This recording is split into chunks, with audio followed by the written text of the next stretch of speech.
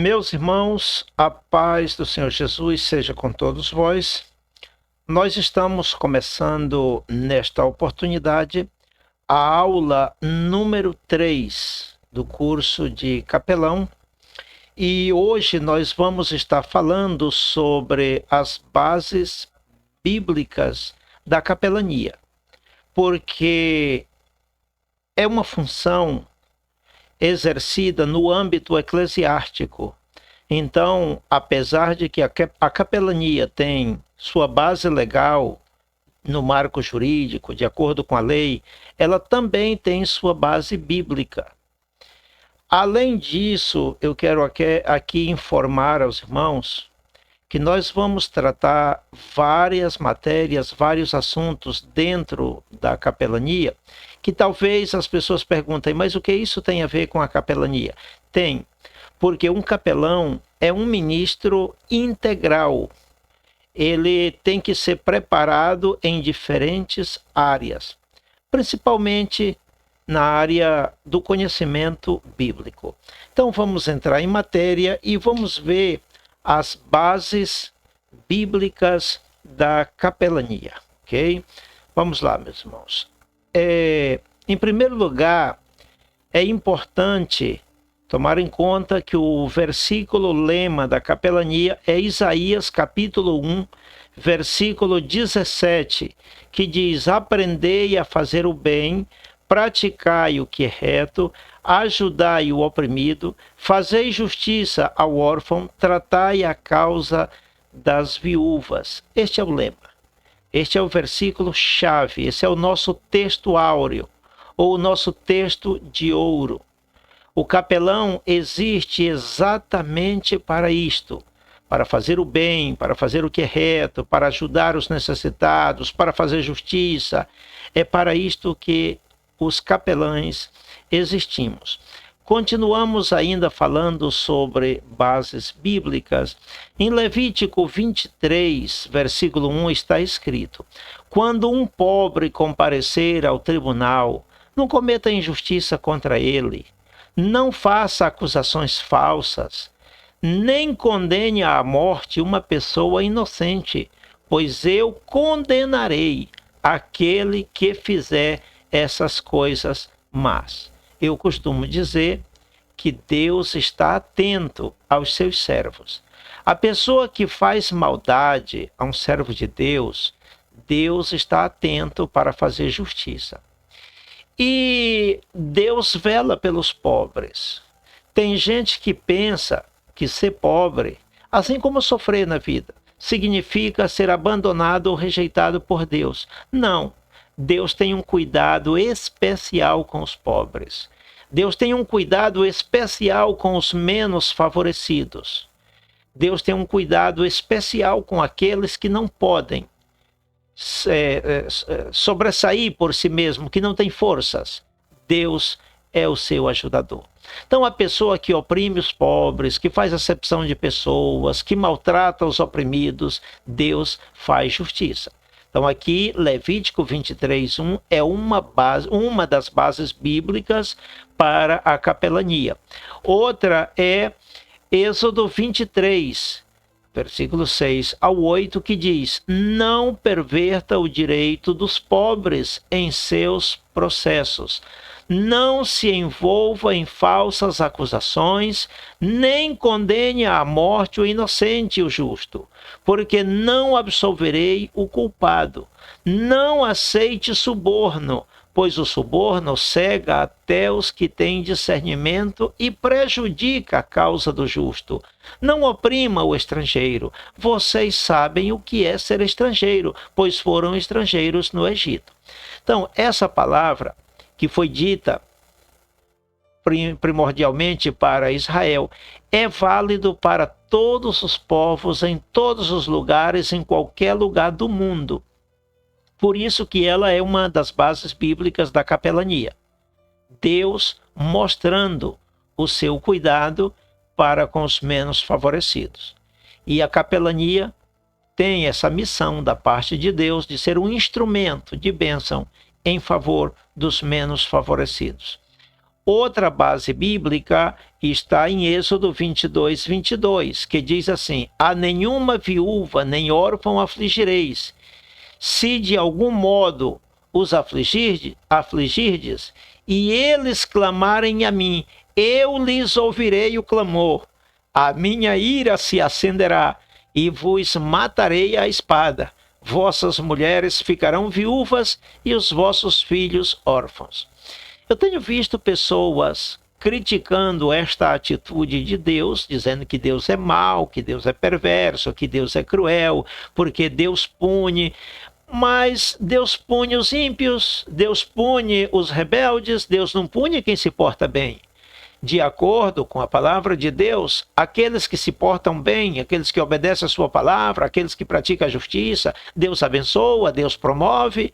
É justo Deus punir os perversos. É perfeitamente justo. Ou acaso que pretenderíamos? Que Deus fosse conivente com a maldade? Não, não pode. Não pode. Deus é perfeitamente justo em punir os perversos. E aqui ele diz na sua palavra de uma forma bastante dura: eu matarei aqueles que fizerem injustiça, afligindo o órfão, prejudicando as viúvas, prejudicando os pobres. É justiça de Deus.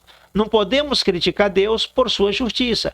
Ele orienta os homens sempre, sempre a fazer o bem, a praticar o que é reto, a fazer justiça. Não faça injustiça, não. Não faça maldade, não. Porque se fizer, Deus vem com juízo. Outra base bíblica é Levítico 19:15, que diz: não farás injustiça no juízo. Não farás acepção de pessoa. A pessoa do pobre, nem honrarás o poderoso, mas com justiça julgarás o teu próximo. Esta expressão, com justiça julgarás o teu próximo, entramos outra vez naquele tema de que alguns dizem que não se deve julgar de forma nenhuma, porque só Deus pode julgar. Não, não é certo que só Deus pode julgar. Deus estabeleceu na terra autoridades para julgar. O caso é que precisa ter sabedoria, precisa ter entendimento, precisa ter prudência para não cometer injustiça no juízo. Como? Fazendo acepção de pessoa, favorecendo os poderosos e desfavorecendo aqueles que já são desfavorecidos por sua condição, seja de pobreza, ou seja por não ter um amparo, etc. Então Deus é justo e espera de nós uma atitude de justiça. Ainda falando sobre bases bíblicas, nós temos em Levítico 23, 22, que diz assim: quando fizeres a cega da tua terra, não cegarás totalmente os cantos do teu campo, nem colherás as espigas caídas da tua cega. Para o pobre e para o estrangeiro as deixará. Eu sou o Senhor vosso Deus. Isso aqui me emociona, porque mostra o cuidado de Deus para com os pobres. E aqui entra uma instrução da parte de Deus para aqueles de posses mais elevadas, de condição financeira, para os grandes. Eu estou aqui lembrando de um caso que eu conheci bem de perto. Não vou dar muitos detalhes, vou contar a história sem dar detalhes, mas eu conheci bem de perto um trabalhador de uma empresa. Não vou dizer em que cidade nem em que estado, não vou dar detalhes, mas eu conheci bem de perto. O trabalhador era um servo de Deus e o patrão, o gerente da empresa também. A função daquele trabalhador era mexer com veneno na empresa. A sua função era veneno. Um dia ele chegou na empresa com muita dor de cabeça, muita dor de garganta e muita gripe. Era uma empresa grande que tinha muitas funções. A dele era sempre, tinha sido ali sempre mexer com veneno, mas a empresa tinha muitas funções. E ele falou ao patrão: patrão, hoje eu estou enfermo, muito doente, muita dor de cabeça, muita dor de garganta e muita gripe. E eu gostaria, não me recuso a trabalhar, só queria que o senhor me desse hoje outra função que não seja trabalhar com veneno, por causa do meu estado de saúde. E aquele patrão evangélico, ou não, melhor não dizer que é evangélico, não, porque dá vergonha. Não, eu não vou dizer que é evangélico, não, retiro a palavra. Aquele filho de Deus, não, melhor retiro a palavra, aquele filho de Deus, não.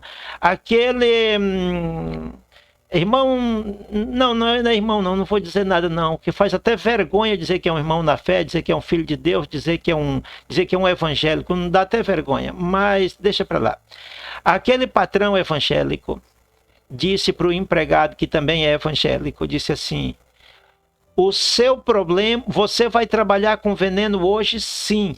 Sua dor de cabeça, sua febre, sua dor de garganta e sua gripe não são meus problemas, isso é seus problemas. Vai trabalhar sim com veneno. Aquele irmão não desejou mal, não disse nada mal, só disse: sim, senhor patrão, eu vou trabalhar com veneno. E trabalhou, e não morreu. Mas alguns dias depois, aquele patrão foi levado para o hospital e foi levado para o isolamento. Uma lepra pegou ele dos pés à cabeça. Estado grave, gravíssimo, gravíssimo, gravíssimo. Olha, irmãos, a mesma Bíblia que manda o empregado obedecer o patrão, é a mesma Bíblia que diz ao patrão para não abusar de autoridade sobre seus empregados. E mais, o empregado é um irmão na fé, o patrão é um irmão na fé, abusando de autoridade, oprimindo. Deus faz justiça. Que isso aqui fique de lição para todos nós. Conheci bem de perto o caso. Em Mateus 5,16 está escrito: assim resplandeça a vossa luz diante dos homens, para que vejam as vossas boas obras e glorifiquem ao vosso Pai que está nos céus. Isso aqui é base da capelania. Nós existimos para brilhar. Nós existimos para fazer o bem, para fazer boas obras. Tem alguns que dizem: não, mas as boas obras não salvam, e portanto... Não, as boas obras não salvam, é verdade. A nossa salvação não é por obras, a nossa salvação é pelos méritos de Cristo na cruz do Calvário. Mas quem é salvo faz boas obras. Para quê? Para que o nome de Deus seja glorificado. Ainda falando de bases bíblicas, a Bíblia diz assim: esta é a visão e o objetivo da capelania social. A ação social deve estar associada à apresentação do Evangelho como meio para mostrar às pessoas o cuidado e o amor de Deus. Então, a Bíblia diz assim, em Provérbios 21:13: aquele que tapa os seus ouvidos ao clamor do pobre, também clamará e não será ouvido. Isso está em Provérbios 21:13. Isso aqui é uma advertência muito forte. Você sabe o que é isso? Esse versículo é para a gente colar na porta da geladeira ou na porta do quarto, onde possa estar vendo todo momento. Aquele que tapa os seus ouvidos ao clamor do pobre, também clamará e não será ouvido. Isto é muito forte, mas fica a reflexão para nós, ok? Pois bem, esse versículo de Deuteronômio 27:18 é muito forte. E, como eu já tenho dito em outras ocasiões, a palavra cego aí é uma palavra representativa. Não somente o cego, pode ser o mudo, pode ser o paralítico, pode ser qualquer pessoa que tenha um defeito físico ou sei lá, qualquer outro defeito que constitui uma limitação, e alguém, em vez de ajudar, critica e zomba e faz a pessoa perder o controle. Olha, irmão, Deuteronômio 27:18 é uma advertência forte. E é Deus quem fala, é o próprio Deus, não é o homem não, é Deus mesmo, é Deus. Não é o homem, não pense que isso aí é palavra de homem, é palavra de Deus. Foi Deus quem citou Deuteronômio 27:18. É muito forte. Pois bem, o que a Bíblia diz em Tiago 1:27? Que a religião pura e verdadeira aos olhos de Deus, o Pai, é esta: cuidar dos órfãos e das viúvas nas suas dificuldades e não se deixar corromper pelo mundo. Aí entra a ação do capelão: cuidar das viúvas, cuidar dos órfãos, cuidar dos necessitados. Existem dois níveis de capelães. Aqui só a modo de informação rápida: o capelão universitário, aquele que é formado numa universidade a nível superior e tal. E o capelão eclesiástico, que é o caso que você está sendo formado agora. Você vai receber uma credencial como capelão eclesiástico. Aqui é um instituto bíblico, não uma universidade. Na universidade você deveria durar de 2 anos ou mais fazendo capelania na universidade. De 2 anos ou mais, né? Já o capelão eclesiástico, você vai estudar em casa, é diferente. Como? 20% ou menos de 20% com aulas ministradas e mais de 80% de aulas, embora com assessoria do professor, mas em casa, com material de apoio. Mais de 80% em casa, estudando mesmo, ok? Então são esses os dois níveis de capelães.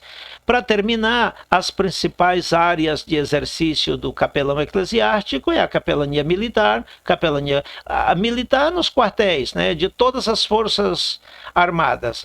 Comunitária na comunidade de um modo geral. Carcerária tem a ver com presídios, tem a ver com delegacias, estudantil em todos os colégios.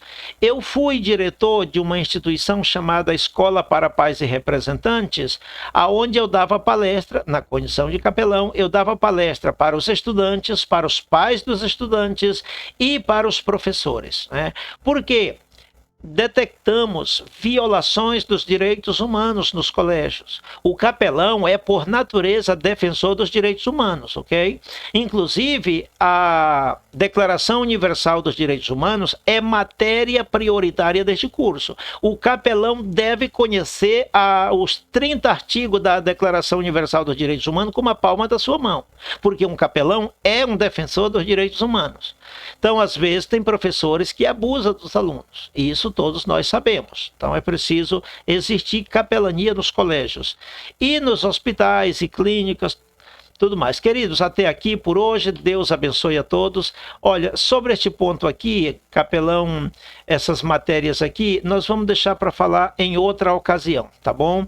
Essas aqui são as matérias que geralmente vamos tratar.